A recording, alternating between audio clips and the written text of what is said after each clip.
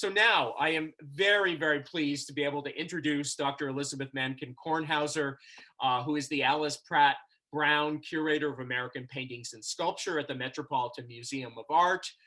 She is also our newest Olana National Advisory Committee member, which we are so thrilled to have her joining this group that helps guide our work through the years. Betsy was the co-curator with Tim Berenger of the Met's major exhibition, Thomas Cole's Journey, Atlantic Crossings in 2018, which traveled from the Met to the National Gallery in London. And before coming to the Met in 2010, she was in a number of roles at the wonderful, amazing historic resource that is the Wadsworth Atheneum Museum of Art in Hartford, Connecticut, which included Deputy Director and Chief Curator, as well as the Kriebel Curator of American Painting and Sculpture. She's currently working on a couple exhibitions, including Jules Tavernier and the Pomo Peoples, which is scheduled to open in 2021. So now, ladies and gentlemen, please welcome Betsy Kornhauser. There we go.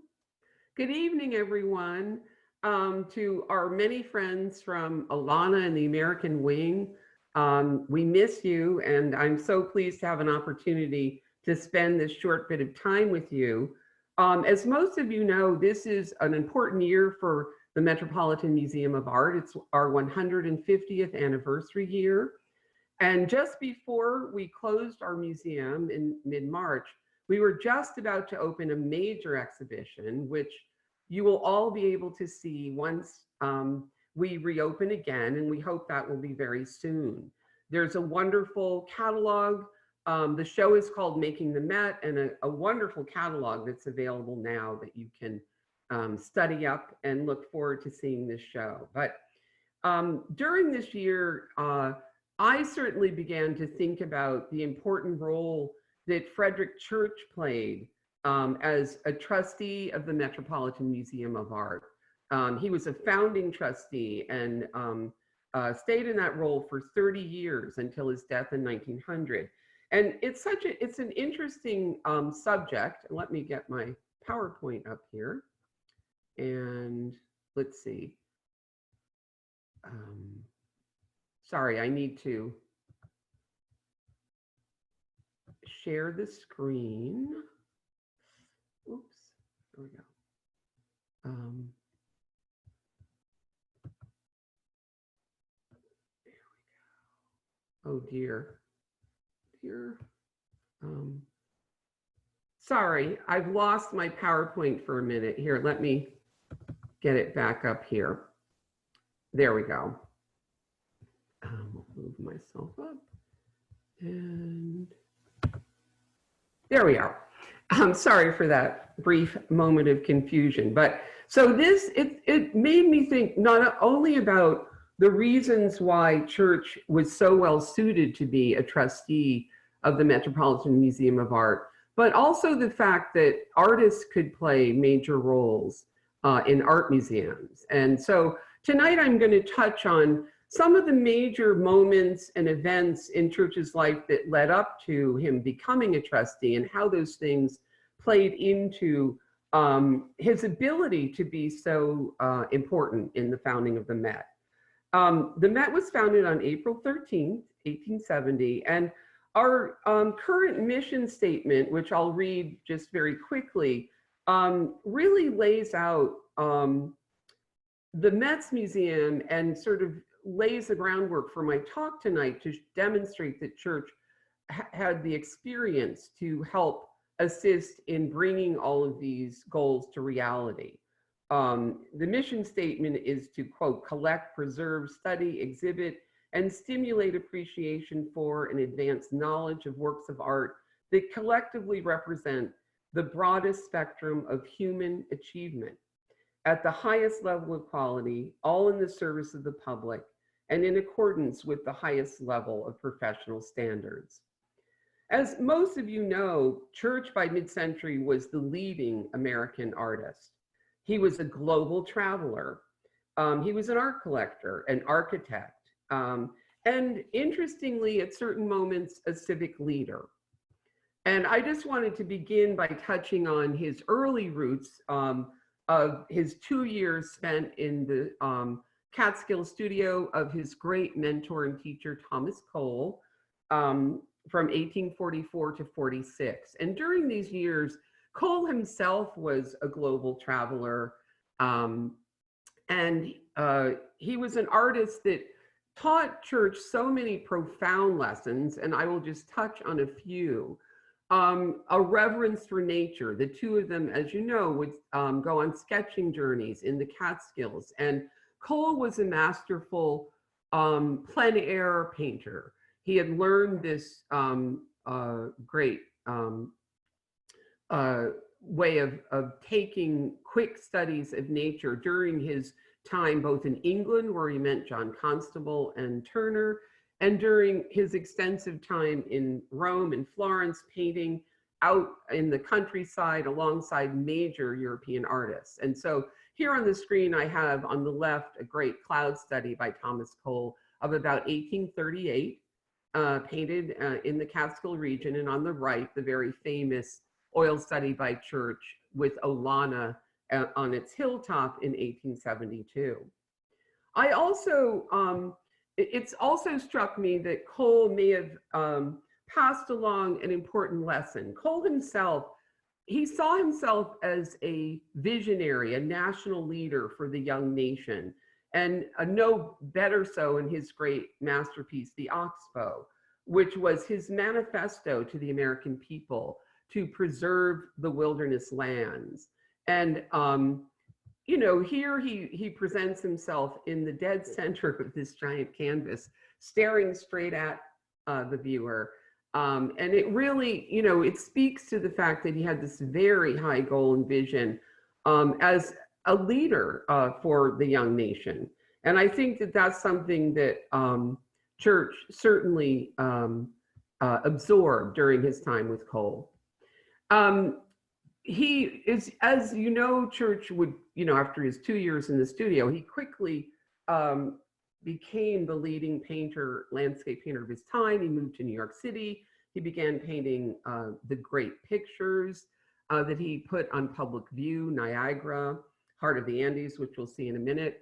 But I'm going to fast forward to the Civil War era, because I think it's during this time that we really see Church take on an important civic role and really putting himself in a position of putting art in the service of an important cause for the nature, just as Cole had done it in his hopes of slowing down the rapid expansion and destruction of the wilderness.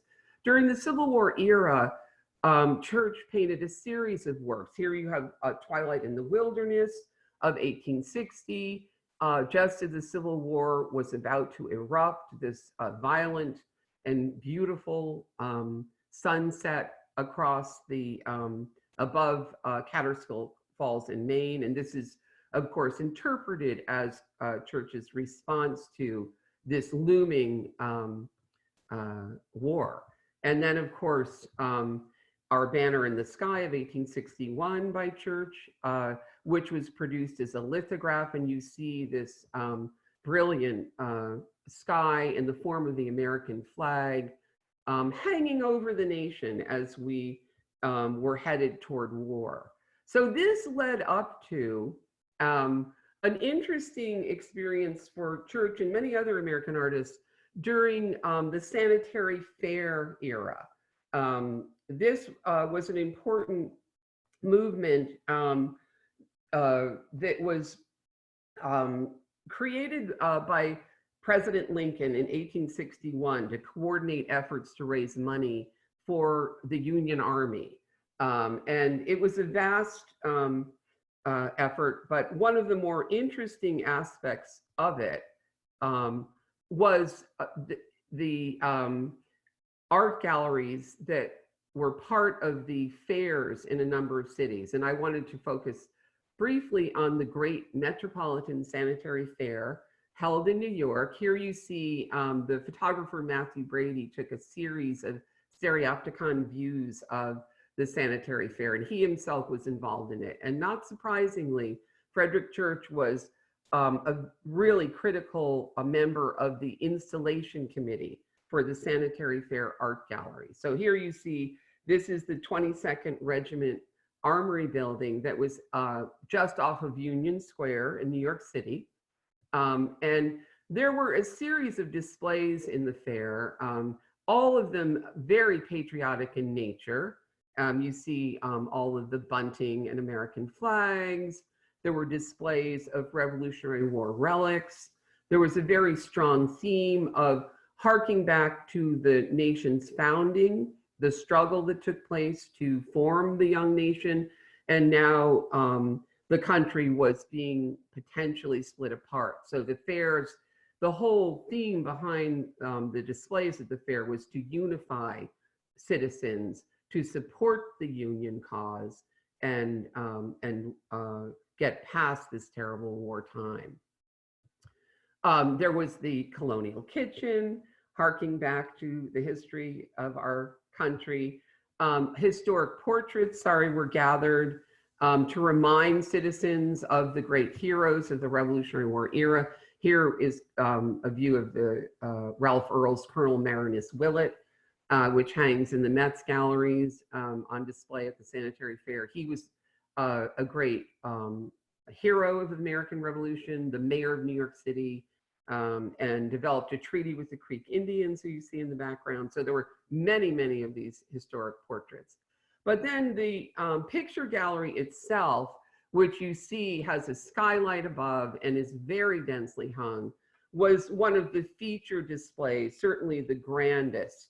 It was 600 feet long, with a grand gathering of American and European art lent by major collectors and artists like Frederic Church. He certainly had other fellow artists, Emanuel Leutze, Sanford Gifford, Albert Bierstadt, involved in helping install this grand gallery. There was also an auction of paintings that artists themselves gave to the fair, and that also helped to raise money.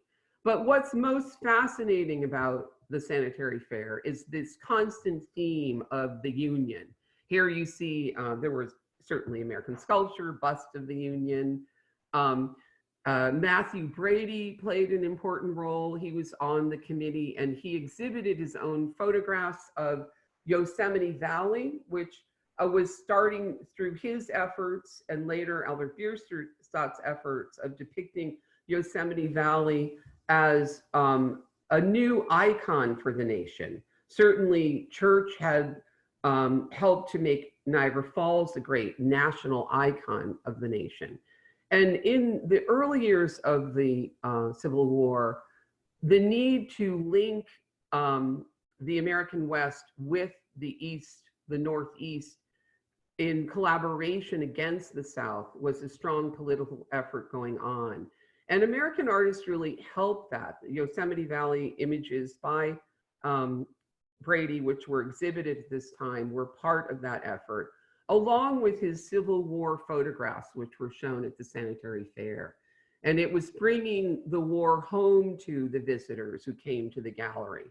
And there were very stark images by other photographers of the time showing the great cost of the war that was going on at this time, the incredible death and suffering brought on by the war. But back to the painting section, the major paintings of the time, many by Frederic Church, were placed on view, not surprisingly. And according to the New York Times, Niagara Falls was the most singularly popular painting in the very large art gallery. And it's really interesting to see how Church and other artists of this time took paintings that they had publicly put on view in the late 1850s, and they traveled to London and back to the United States. They put them on view in the New York Sanitary Fair of 1864 and repurposed the meaning and significance of this paintings, of the paintings, to kind of support this mission of supporting the Union. And certainly Church's great Niagara as a national icon of symbol of the power of the nation was a perfect work to put on view.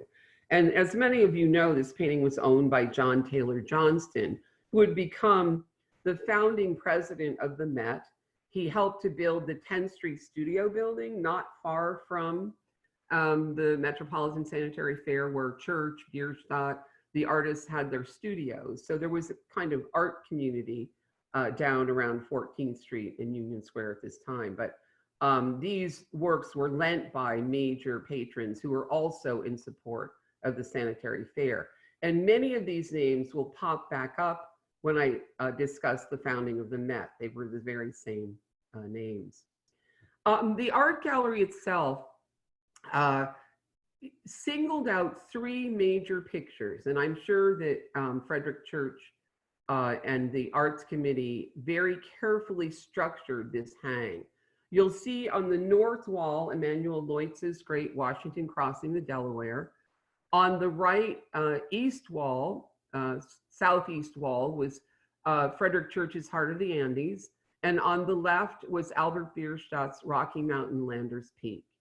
And this was very carefully done to put forward the theme that I've been talking about, starting with Leutz's Washington Crossing the Delaware. In the display at the Sanitary Fair, it was intended to remind the viewers of the great struggles undertaken by the founding fathers to found this great nation, which was by 1864 being torn apart by war. So the largest painting in the gallery harked back to the great and noble founding of the young nation. And here you can see it from a distance in its great trophy frame with the American eagle on top. To the left is another Frederic Church Niagara painting. And then, of course, Heart of the Andes to the right, representing the northeastern states. This painting had been an absolute huge success in its own time when Church showed it as a one-off painting to the American public in 1859 and 60.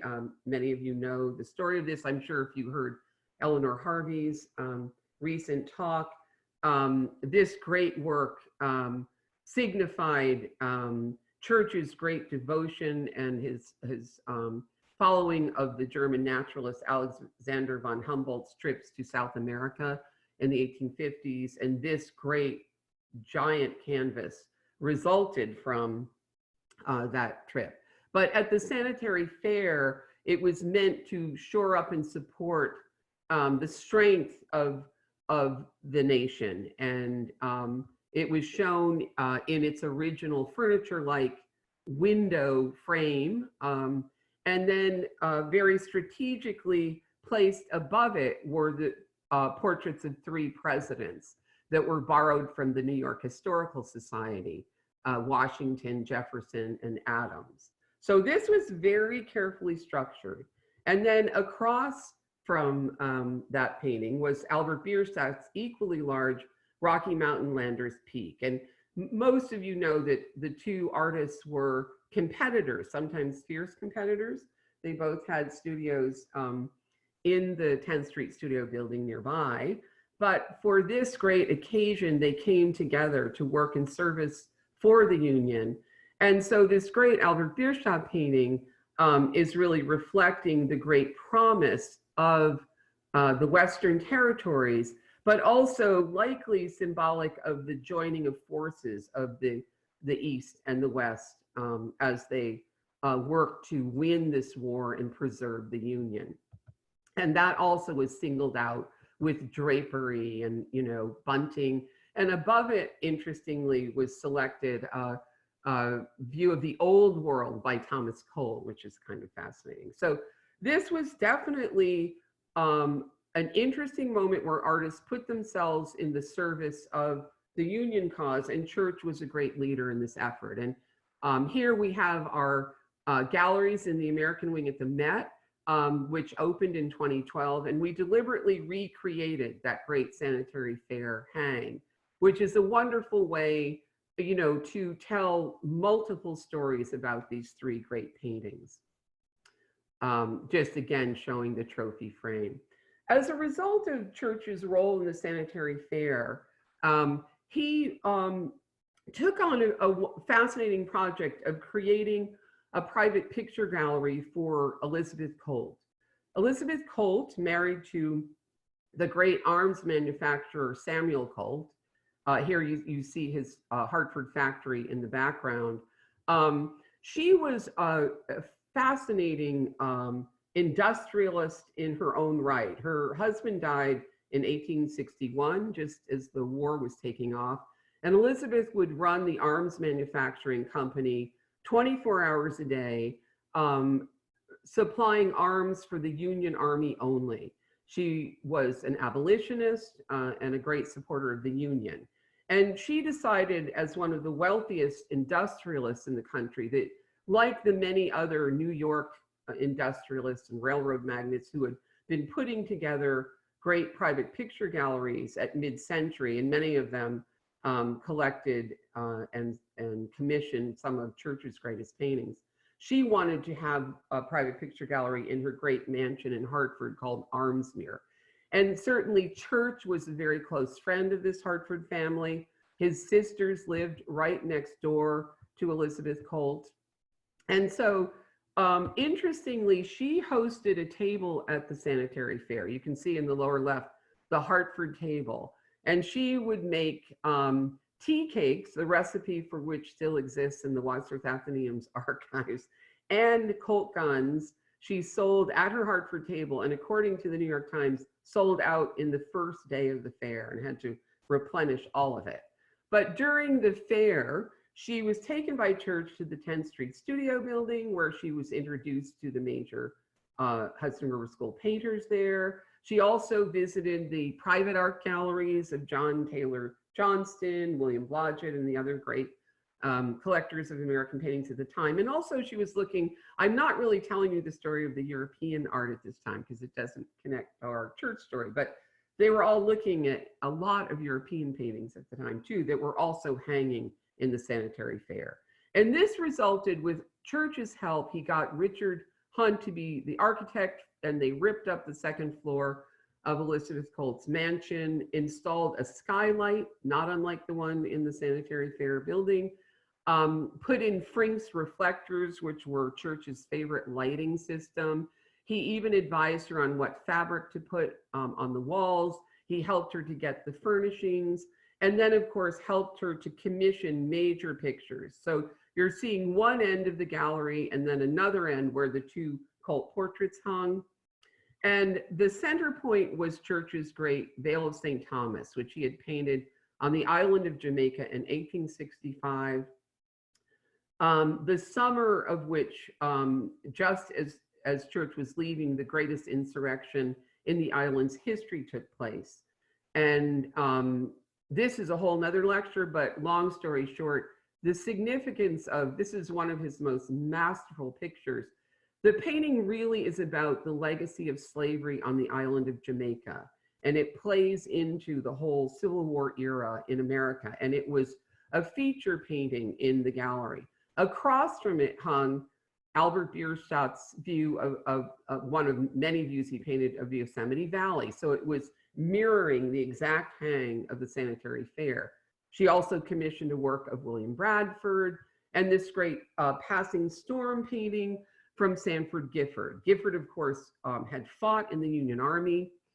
He was on the committee for the sanitary fair, and this painting he painted specifically for Elizabeth Colt's gallery, and it was one of a series of Passing Storm paintings that he executed as the war years were coming to a close. So a fascinating example of how Church was able to take the ideas of the sanitary fair and apply them to this great private picture gallery. So after the extraordinary success of that art gallery, the great civic leaders in New York City, both the artists, the collectors, the industrialists, they all belonged to the same clubs, the Union League Club, the Century Club, and they had many discussions about how successful that fair had been, not only in raising money, but elevating the sensibility of the American public to, to the cause of the Union. And there was great discussion about the need for a national museum for the country. And New York had become the center of the art world. And there were, many discussions which would eventually lead, and there were other, there was a moment in Paris where many of these same individuals had a discussion. Many of them, as I mentioned, were collecting both European art and American art at this time. And they traveled the world, as did the artists. And so it was not long after the close and the end of the war that in 1870, the concept for the Metropolitan, interestingly, the Metropolitan Sanitary Fair, the Metropolitan Museum of Art was launched. And on the screen on the left, you see the first building, not far from the Sanitary Fair building and the 10th Street Studio building in its original conception. And then the great Frank Waller image of the early collections and galleries of the Metropolitan Museum of Art in 1881, where you see that mix of old master paintings, European paintings, American paintings, really fascinating. And Frederic Church would become one of a number of artists who were appointed trustees, founding trustees of the Met. William Cullen Bryant, who dates all the way back to Thomas Cole's era, was a very important figure. And there are many, many names that I could invoke. And I encourage you to read the great catalog for our 150th and come and see the show. But getting back to Frederic Church, so as his role as a trustee, he actually helped to enhance the collections in a number of ways. In the latter part of his life, he spent time in Mexico. He would go in the winters. He developed arthritis and would go in the winters and do wonderful plein air sketches, immerse himself in the history of Mexico. And he came back and gifted to the Met these two great Toltec carvings that were extraordinary. They have proven to be among the finest examples of Mesoamerican sculpture that are known. He gifted them to the Met in 1893. He acquired them during one of his winter trips. And you can see they're carvings of eagles in the process of eating a cactus fruit. And they're a very important symbol of the sun devouring a human heart. And their quality has just grown over time, and you will be able to see these in the Making the Met exhibition in a very interesting context. He also, shortly after being appointed the trustee of the Met, he took on the role of commissioner of the parks of New York, and so was involved in Central Park, which, as you know, Frederick Law Olmsted and Calvert Vaux were responsible for, designing and implementing this great park. And the Met would eventually position itself just on its outskirts. And so in his role as a Met trustee, but more importantly, as a New York Parks Commissioner, Church was a part of a team that was responsible for locating this great Egyptian obelisk, also known as Cleopatra's Needle.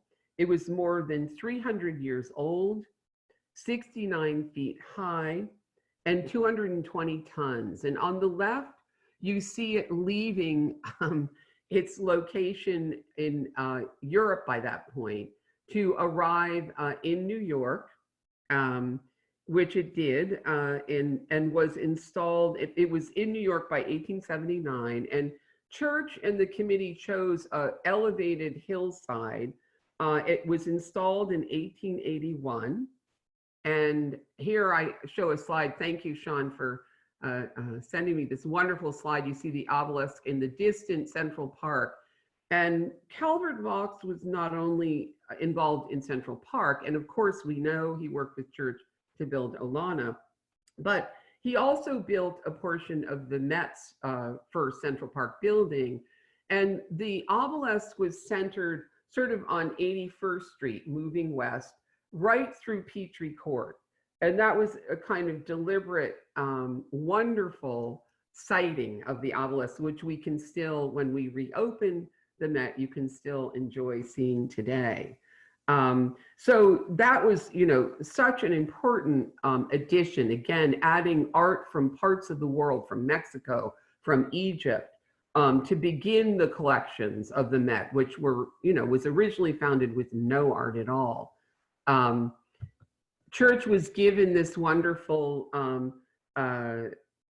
Tiffany designed model of the obelisk and a souvenir book, which is still on view at Olana to this day. So it was a wonderful experience and learning experience for Church. He was also building Olana at this time. Shortly after he was appointed a Met trustee, he was in the thick of building his great mansion.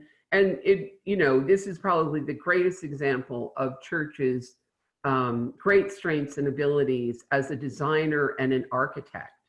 And you all know this story well, but I wanted just to remind you that this is all happening at the same time. And he would live out his life at Olana, continuing to spend a great deal of time in New York City, very involved in Met activities and other civic roles in New York City, and would die in 1900. And by this point, Church's art and the art of the Hudson River School had declined in popularity. It had held center stage for so long, right up to the 1870s, when the Pre-Raphaelite movement, some of the English artists who come over and formed the New York Pre-Raphaelites, began to really punch holes in the National Landscape School of Artists. And they were the ones that really likely came up with the term Hudson River School. And it popped up in a New York newspaper in the early 1870s, just as the Met was being founded, as a derogatory term. But, if you look at the careers of many of these artists, Church, Albert Bierstadt, Thomas Moran, it wasn't as though the Hudson River School just disappeared. It had a certain strength toward the end of the century. But by the time Church died in 1900, I really give the Met credit for, even though this art was out of style, European styles had come in very strongly and were favored by collectors and museums by this point. The Met decided to organize a major memorial exhibition of Church's art. And they had a publication and showed highlights of Church's career. It was a very large show and a great tribute to this leading American artist who had played such a strong role in making New York City the art center, and a strong role in helping the Met to have a legacy for American art in its collections, and preserving the strong role played by the Hudson River School in the 19th century. And it's interesting to note that by 1914, the Met organized an exhibition called the Hudson River School, even though it was out of favor at the time. And they, in the small publication that went along with it, they began to develop the storyline that would become a highly celebrated story of American art of the 19th century that would develop over the course of the 20th century. But I mentioned this 1914 show because the memorial show of 1900 and this 1914 show would lead to a whole series of gifts. And I will show some of the great gifts that were given by the very collectors that were involved in the Sanitary Fair, that were involved in the founding of the Met, made a point of making sure that these paintings that were such great import during their own time were preserved in the Met's collection, as the museum moved forward in time. So here we have the great Heart of the Andes that was given in 1909 by the widow of David Dowse, Margaret Dowse. Dowse had acquired it from William Blodgett, so these were all great collectors of the time. And this painting continues to play an incredibly important role, both at the Met, and I should mention, it's featured in a wonderful video that you can see on the website of the Smithsonian Museum of American Art. I'm sure those of you that heard Eleanor Harvey's talk know about this, but our photography team at the Met spent an entire summer taking, I don't know, I can't even guess at the number, dozens and dozens of small tile-like photographs of our Heart of the Andes, and it was turned into an extraordinary kind of interactive video by the Smithsonian photography department, and allows you to walk through the painting as though you were following in the footsteps of Alexander von Humboldt and Frederic Church. It's a wonderful accomplishment, so I highly recommend it. But just to say that this painting, these great paintings by Church seem to have many, many lives as time goes on, and it's such a great credit to the early founders of the Met to make sure that these paintings arrived early on in the Met's collections, and just showing you the great oil studies that led up to these canvases that von Humboldt had and Thomas Cole had greatly inspired American artists to take these great on-site plein air rapid sketches. Church's trip to the Old World was very important on a number of fronts. He traveled to the Old World, mainly the Holy Lands and Europe, on an 18-month trip in 1867 with his wife Isabel. In an effort, you know, he was really interested in seeing the Old World. He certainly had admired Thomas Cole's world travels. And this was at a time, I think, in Church's career, scholars have made this point, that he had confronted science with Alexander von Humboldt. He was reading Darwin's Origin of Species.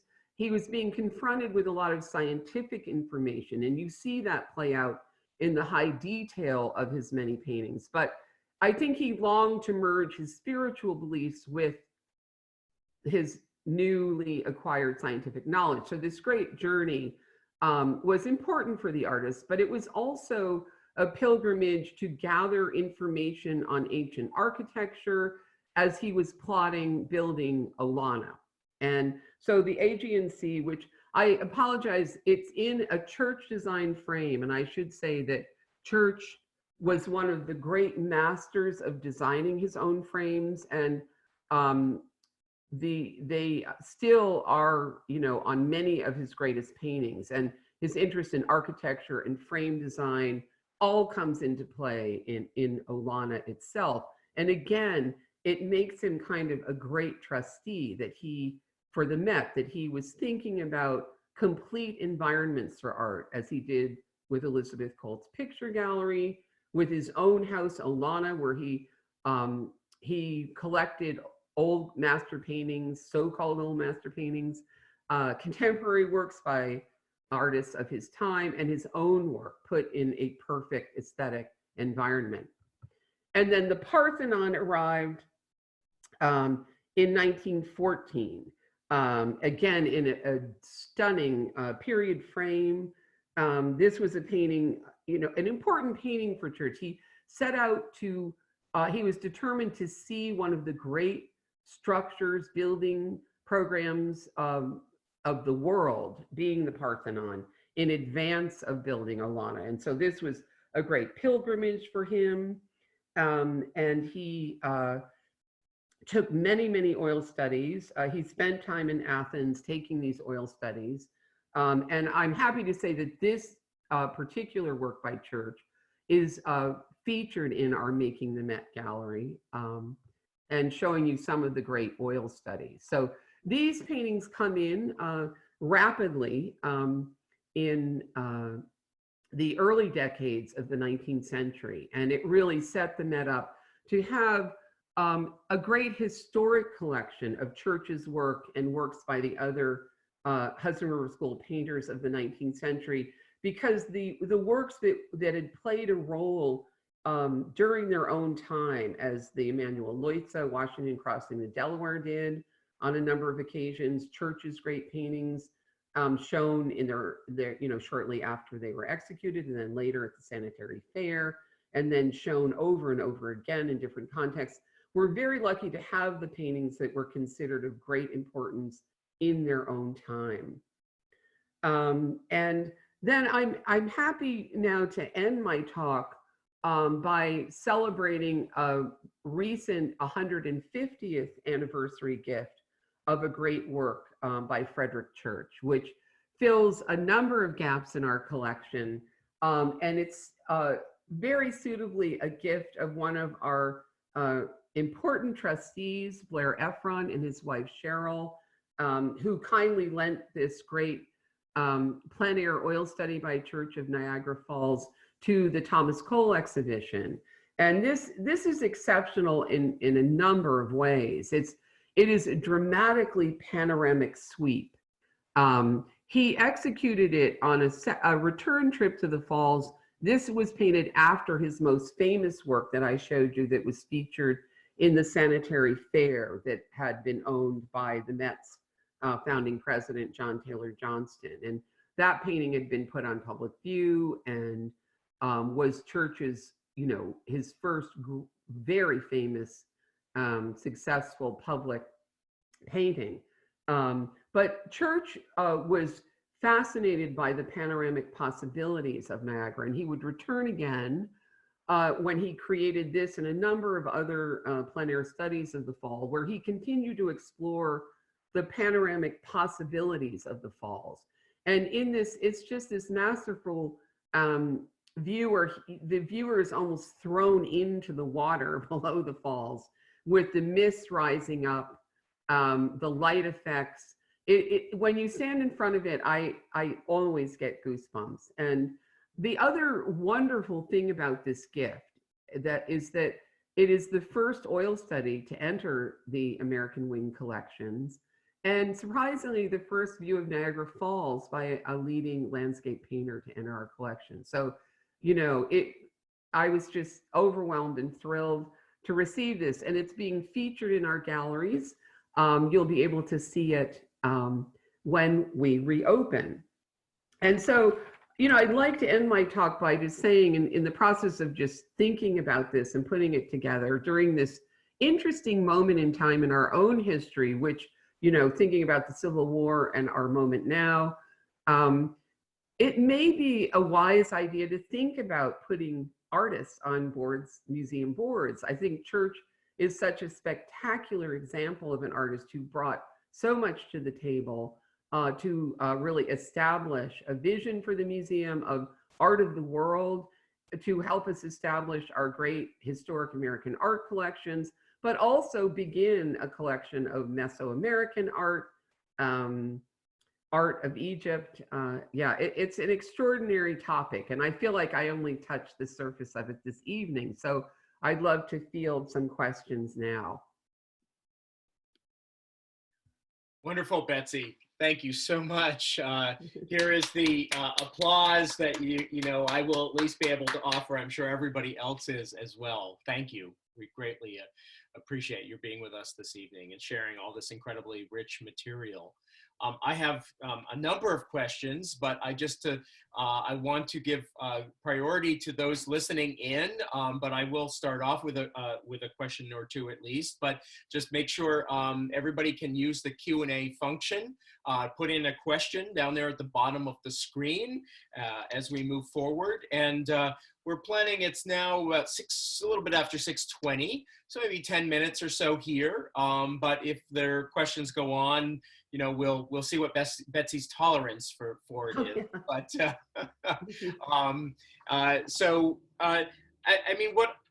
one of the themes I hear here is, a Church obviously central to the founding of the Met and to the New York City art world of his lifetime, but also acting as a curator. I didn't realize that he was on the installation committee for the Sanitary Fair. Of course, I knew that Heart of the Andes was part of it and other works, but and then we think about Olana as a curated place as well. And we think about the dining room installation with his so-called old masters that he writes to Yes. William Osborne about, as you know, in somewhat self-deprecating way as an installation. I mean, and then of course the Elizabeth Colt, Yes. collection, which I And would I love forgot to to mention, talk on, actually, your full talk on. But I mean, can you talk a little bit about the sanitary fair and the juxtaposition of Heart of the Andes and the Rocky Mountain scene from Bierstadt? I mean, it's fascinating to me that they are both mountain landscapes in some way. yeah, Also fascinating to me that in that, what was it, a Harper's or Leslie's magazine yes, illustration that you showed, there were yeah. many more people gathered around Church's painting than Bierstadt's, but I'll leave that out there. That's interesting. Well, they were competitors, but no, I think it was a deliberate effort to repurpose their paintings. As I mentioned, there was, the scholar Tyler Green has been investigating the early years of the Civil War, when it was unclear whether the American West would join the South or the North. It was very unclear. It wasn't, known. And the Northeast went heavily, a lot of our New York area arts and business people ended up out in San Francisco. And it's interesting that artists played a very strong role in getting the American West, big cities like San Francisco, to sign up for the Union cause. And Watkins, the photographer's early photographs of Yosemite, and followed by Bierstadt's paintings of Yosemite, were being, they were shown at the fair. And it was kind of like unifying this message that this, keeping the Union together, with Church's view of, Niagara, of the Heart of the Andes, was interpreted as a kind of northern, not, or eastern painting. It was like, this was actually written up in the newspapers, where they laid out the argument, and they interviewed Union Army soldiers that came to the fair, and they would articulate these messages. Everyone really did understand it at the time. And to have it mirrored in Elizabeth Colt's exhibition, her private gallery. I forgot to say that Church also helped to broker paintings by Thomas Cole, working with the family, and he made certain that Elizabeth Colt had an old world view by Cole hanging next to his painting of the New World. Yeah.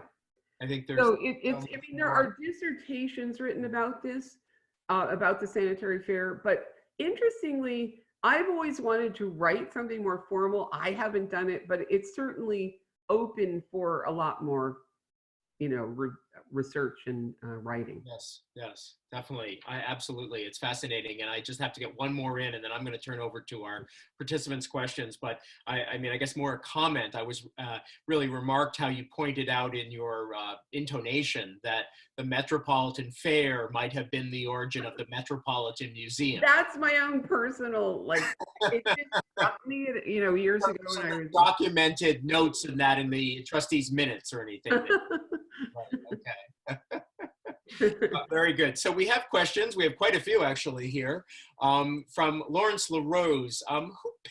He asked, who painted Niagara Falls first, Cropsey or Church? Well, Ralph Earl painted Niagara Falls first, right, in 1799, followed by John Trumbull. So there's a long history. But Cropsey, I can't remember when I mean, Cole paints it before any of them, but I can't remember when. I would suspect Church went first, but I'm not sure. I don't know the year that Cropsey went. Yeah. But remember, they go first and they do their plein air sketches, and then they compose their grand scale paintings that might take 1 or 2 years before they're completed. Right. Exactly. And of course, the great place to see, I mean, I'm sure there's others, but the Wadsworth, your former institution, has a wonderful sort of survey of Niagara Falls. Oh, yeah. The Trumbull. Many examples. Yeah.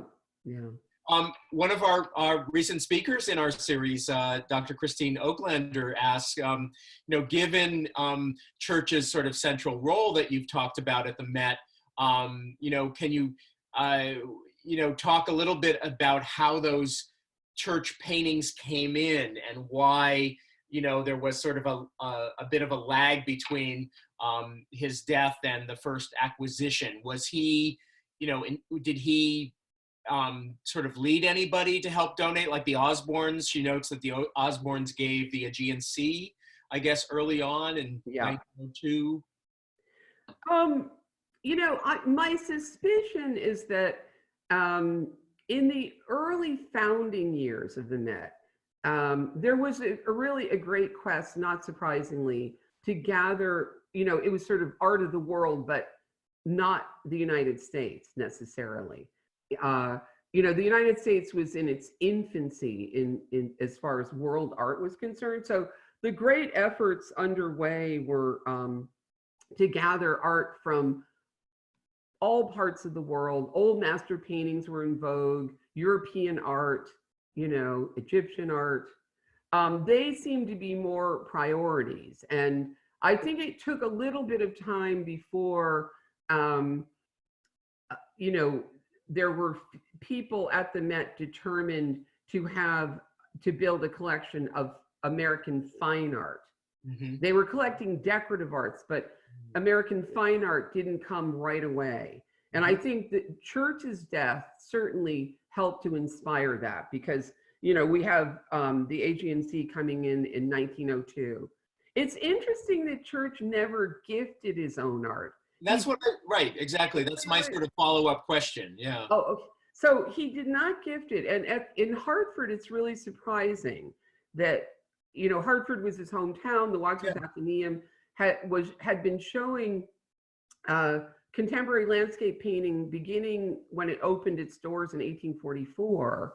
And the only painting they had was a painting that Church described as a youthful effort, which was his hooker and party journeying from Hartford, which is a wonderful painting, but he was 19 when he painted it, and that's all they had. So he didn't have the kind of ego where he was gifting his own work. And I think that he just assumed that Elizabeth Colt would give her great collection, which had Vale of St. Thomas, and that these, his great patrons would eventually, when they were ready, give his great paintings to the Met.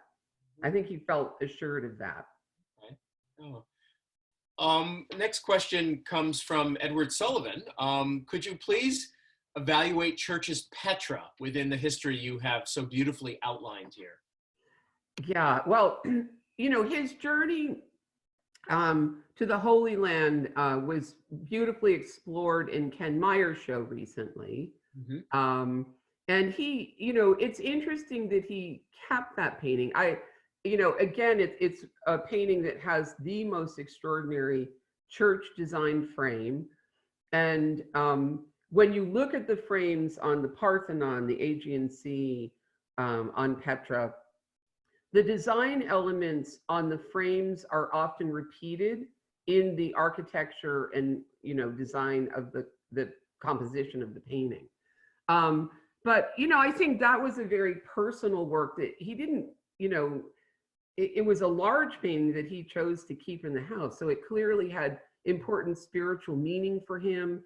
And as I mentioned, I think that he was, he is known as the, artist, explorer, scientist. And he was immersing himself in current scientific theories. And I think that it made, he had a number of family tragedies, like the death of his two children, just before he goes to Jamaica in 1865. I think that the need to keep what he might have thought was the most meaningful painting from that journey in Olana is, and of course, it's a great architectural. I've heard also, and I am more an architecture and landscape person than a painting person, but that maybe some of his photography collection related to the composition of Petra, that was not unlike the Niagara composition of his, that this was a bit more of a usual composition, and but it is certainly dramatic. And Very you pointed dramatic. out the importance of the frame when you first came to visit when I first started. I mean, not first when you came, but when I was there. And of course, we have the original fragments of mosaic work that the pattern comes from that he collected when he was in Damascus that are on display upstairs at the house. But a number of other questions. So let's just proceed. Where are we here? We must be up against time, just slightly over. So just a few more. A quick one, I think. George Baker asked, well, first of all, says, thank you so much for the wonderful information presented today. How large is the Niagara study that we're seeing now in your PowerPoint? So beautiful, incredible point of view. I'm going to have to guess because I don't have it right in front of me, but it's about the plein air study itself, unframed, is about, I would say, 18 inches long by only about probably 8 inches high. It's exceptionally panoramic. And there's something about it. It's not big, but I hung it in that big gallery that I showed you with the Leutze, the Heart of the Andes, the beer shot. And even though it's very small, I was a little worried when I put it in there. It is so powerful. It just captures your attention from across the room. There's just something, the atmospheric effects of it are, and you can't really convey it that well in an image. You have to stand in front of it.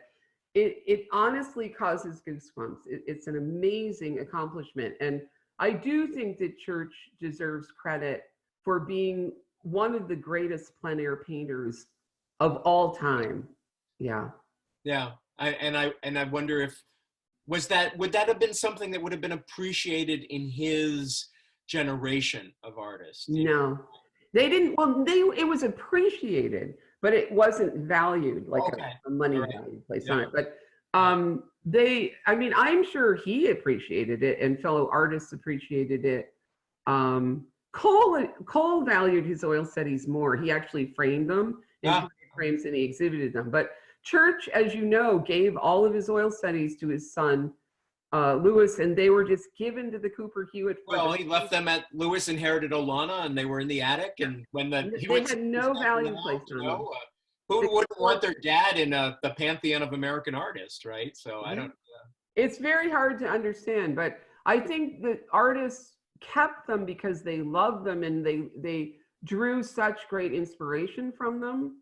But it's almost like an artist, it's something for artists to appreciate. And it took the average collector, museum goer, even curator to attach great value. And I have to say, over the years, I've come to love them almost more than anything.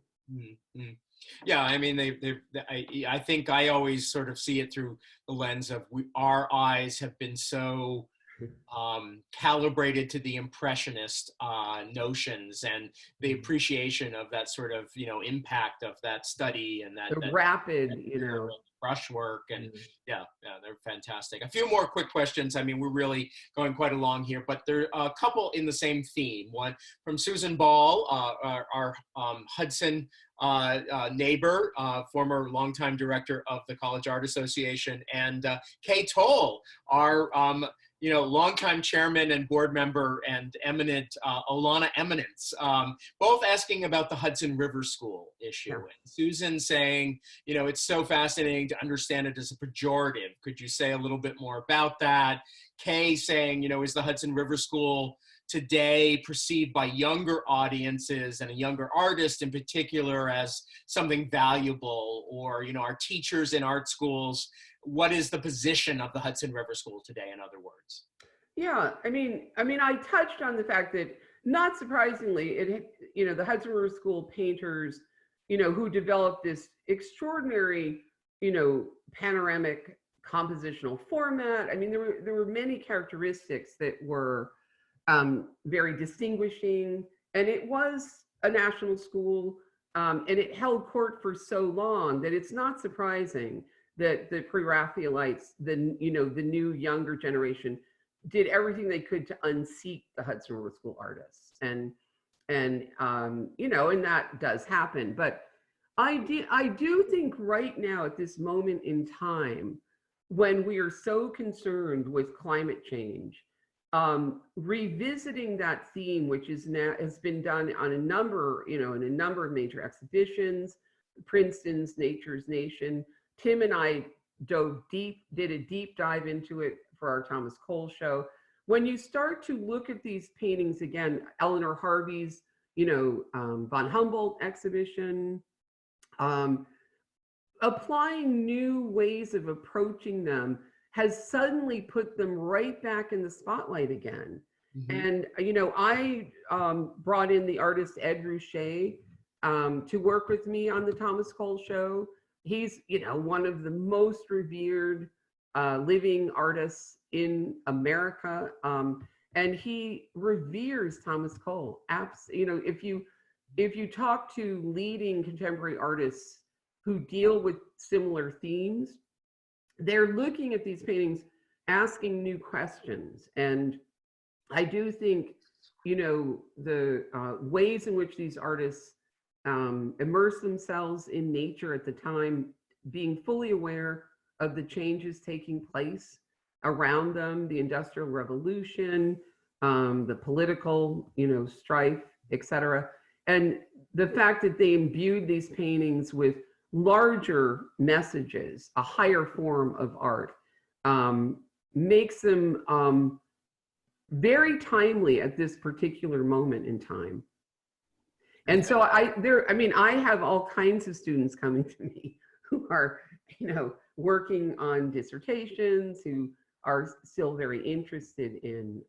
And the Cole Scholars Program is a great example of that. Oh, yes. Yeah.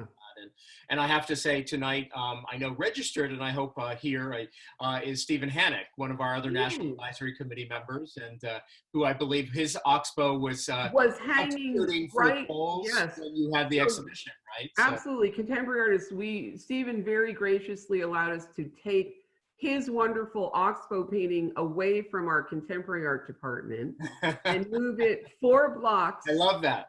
Break down the silos. Yes. To hold a spot and show a contemporary view of the Oxbow while we sent our Oxbow off in this show to London. So we were indebted to Stephen for that.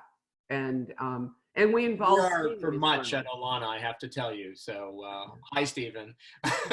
We're going to end with one other question I find intriguing. We have several others, I'm sorry, but we really are quite on here. But Andrea Fonstock says, which other artists were founding trustees of the Met, if any, and who among living artists would you see being a trustee today?